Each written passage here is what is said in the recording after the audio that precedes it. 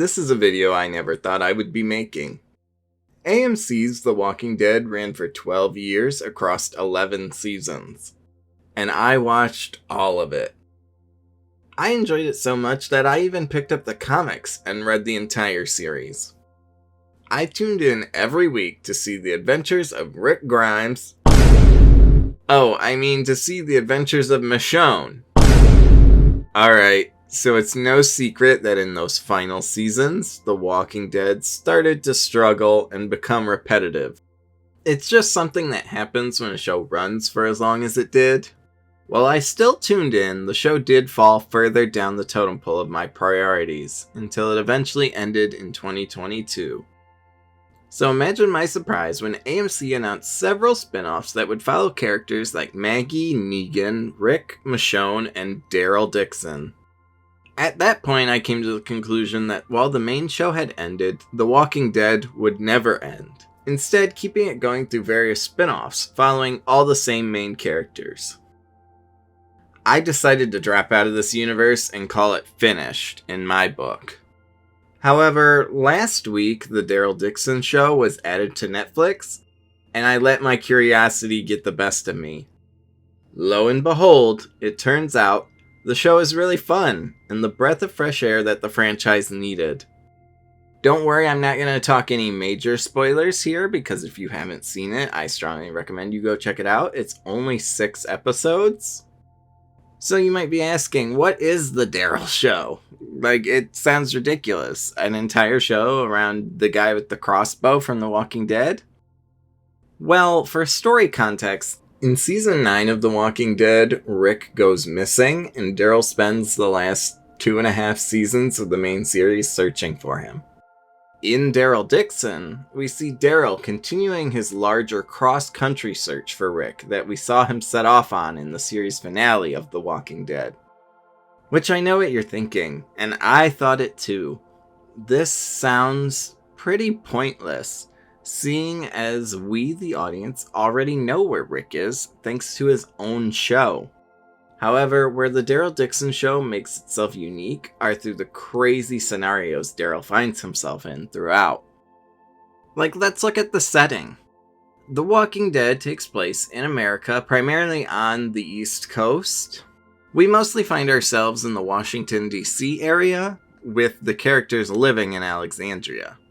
During these final seasons of The Walking Dead, we found our characters just constantly in the woods or in town. It started to get stale and boring, you can't get attached to the woods. We're just in another forest. So what's the Daryl Dixon show do? Well, guess what? Daryl's not even in America anymore. I won't spoil how he gets there because it is interesting, but yes, during Daryl's search for Rick, he ends up accidentally in France. And while I thought it was ridiculous at first, it truly does give the show that breath of fresh air it needed. Instead of running through the woods, we're now running through the streets of Paris with the Eiffel Tower in the background and the Paris architecture showing off. There's a really fun sequence where Daryl has to infiltrate a castle, a literal castle with a moat full of walkers. Are you kidding me? That's so cool.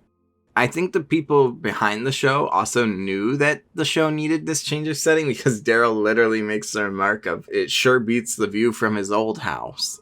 And with this unique setting of France, we get unique weapons. Because again, The Walking Dead suffered from, by those final seasons, everybody just had a machine gun. Which got very boring. What makes the zombie survival genre so fun is the makeshift weapons and the way people struggle to survive. And by the end of the main show, we all had machine guns. So instead here, Daryl finds himself using a lot of medieval weapons. Here, Daryl uses weapons like axes, swords, a flail, which is really fun. He really uses that flail a lot throughout the series, and I like it. And there are firearms. I don't want to make it sound like there are no guns. The enemies have assault rifles still, but Daryl improvises and instead uses things like muskets and flintlocks, and it makes for fun action sequences using these old-timey guns. Because again, with these old-timey guns, a musket takes how long to reload, so you have to actually be smart with your shot. And like I just mentioned, there are enemies that are not just walkers, but there are also many allies that Daryl meets. During his journey across France, he meets all kinds of different groups of survivors that make it so interesting. The survivors of the apocalypse are always what makes these shows so interesting. Yes, the zombies are cool, and we'll get to them in a little bit, but these group of survivors are really cool. For example, in the first episode, Daryl finds a convent of nuns who take him in when he's injured, and these nuns are armed to the teeth with these medieval weapons that then Daryl uses throughout the rest of the show. It was interesting to see this kind of religious aspect in The Walking Dead. The Walking Dead has always touched and danced around religion, but to see a still fully functioning convent of nuns and how they've adjusted to the apocalypse was fun. Especially when they have to justify things like killing walkers or fighting in God's name. In another episode, Daryl comes across an entire preschool full of kids who have grown up in the apocalypse. It's been years since the apocalypse started at this point, and so these kids have all grown into teenagers or young adults. Daryl's no stranger to tough kids, having grown up with characters like Carl and Judith, but it's interesting to see the way he's surprised that these kids are so naive because they don't have any adults around, and yet they've managed to survive, and they're tough, and the way they fight and the weapons they use are very fun. Additionally, something you probably never thought you'd see in The Walking Dead is an underground nightclub. This is exactly what it sounds like. It is an underground nightclub in Paris where the rich and the wealthy who have managed to survive, or those tough enough to muscle their way in, enjoy themselves. There's a bar, there are people dancing. It was a really interesting setting to see someone like Daryl Dixon, who we've watched run around the woods for how many years, now find himself in a club. Arguably my favorite setting of them all, there is a crazy cult trying to take over France in the series, and they force their enemies to fight in a arena filled with walkers. And it's a crazy fun action scene because obviously, at one point in the show, Daryl ends up in that arena and he shows them all who's boss. So yeah, these different groups of survivors every episode, I think, make the show more interesting because we're no longer just watching the Alexandrians talk with those from the kingdom, or we're not just watching the Alexandrians fight the Saviors for the 10th time for 3 seasons.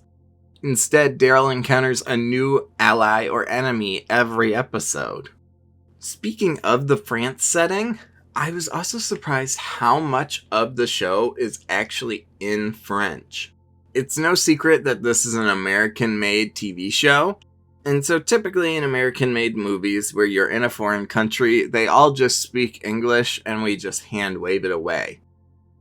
But instead, here, characters actually speak French. Like, when Daryl is not in a scene, characters will most often default to speaking French, seeing as that's their native language. However, it is very funny in the show, I do have to admit.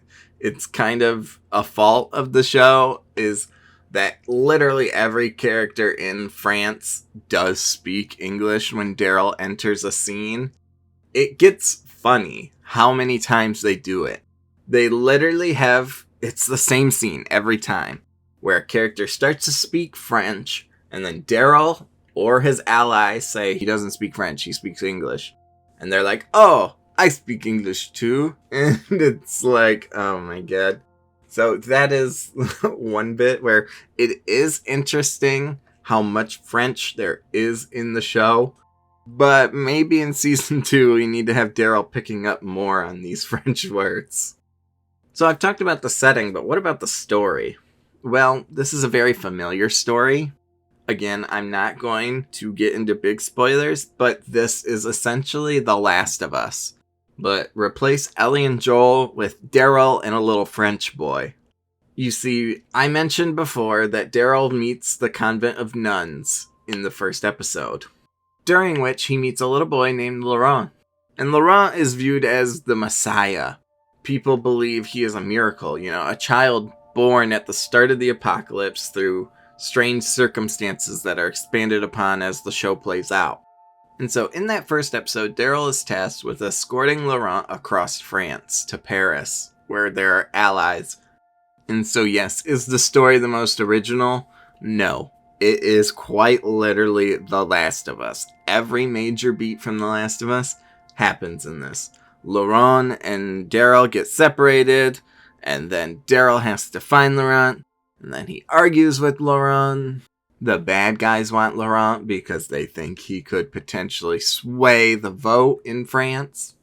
Meanwhile, the church wants Laurent because they think he's the Messiah, a child born to save us from the apocalypse. And during all this, Daryl has the plan of, I'm going to drop the kid off and then I'm going back to America to find Rick. And I'm sure you can guess that obviously Daryl and this child form a bond. And I'll talk about that bond in a moment. But first, I want to talk to you about the walkers in this show. So the Walking Dead zombies have always been a bit of a struggle to make them a threat in later seasons. Because as I said, we now have machine guns. We simply gun down the walkers. They're called walkers because that's what they do. They walk. And then finally in The Walking Dead's final season, they introduced new walker variants. I can't believe it took The Walking Dead so long to introduce these variants. Zombie variants have become a very popular thing, specifically mostly in video games where you see in The Last of Us. You have clickers, or you just have your standard infected, or you have bloaters.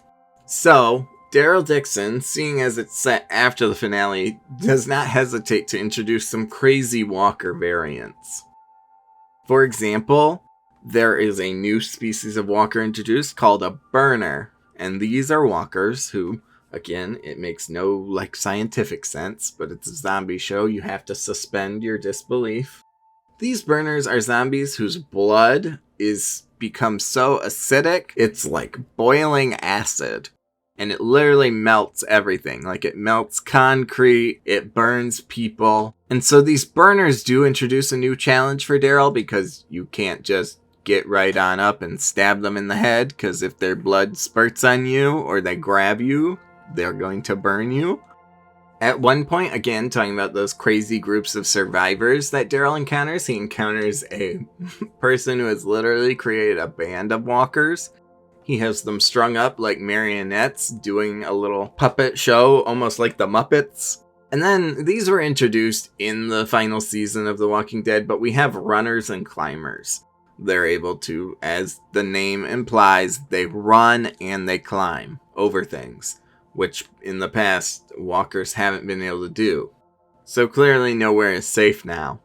On top of that, the enemies in the story have also been experimenting on walkers and creating these kind of super walkers. They have the boiling blood of the burners, they're able to run and climb like the runners and climbers, and they're super strong and resistant to your attack. In fact, they've even placed metal plates in some of their heads, because in the Walking Dead universe, you have to destroy the brain. And so, clearly, these metal plates in these walkers' heads create a huge problem with that. It is funny that it seems like France has gotten the short end of the stick. Like I said, in The Walking Dead, we see the runners and climbers, and that's about as crazy as it gets. Versus now here in France, we have these super walkers and these burners. So if I were Daryl, I would simply leave. But he can't do that because this show has expanded Daryl's character. Daryl has always been the pit bull with a heart of gold. He might be scary and tough when he needs to be, but ultimately he loves the kids and things like that in The Walking Dead. So like I mentioned, he has to escort Laurent to the safe haven. And during this time, he does become like a father to this kid. And unlike The Last of Us, Daryl is not escorting this kid alone. He's also accompanied by two nuns, Isabel and Sylvie. Sylvie really doesn't have anything to do in the show. She's frankly just kind of here.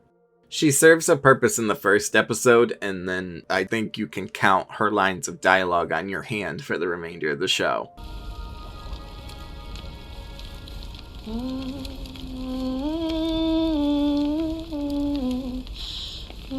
But Isabel and Daryl start to catch feelings for one another. Or at least you could interpret that. You could interpret it as platonic.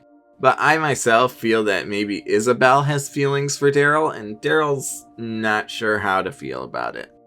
And that's where, again, Daryl struggles because he went to find Rick, his former family, and instead he found this new family.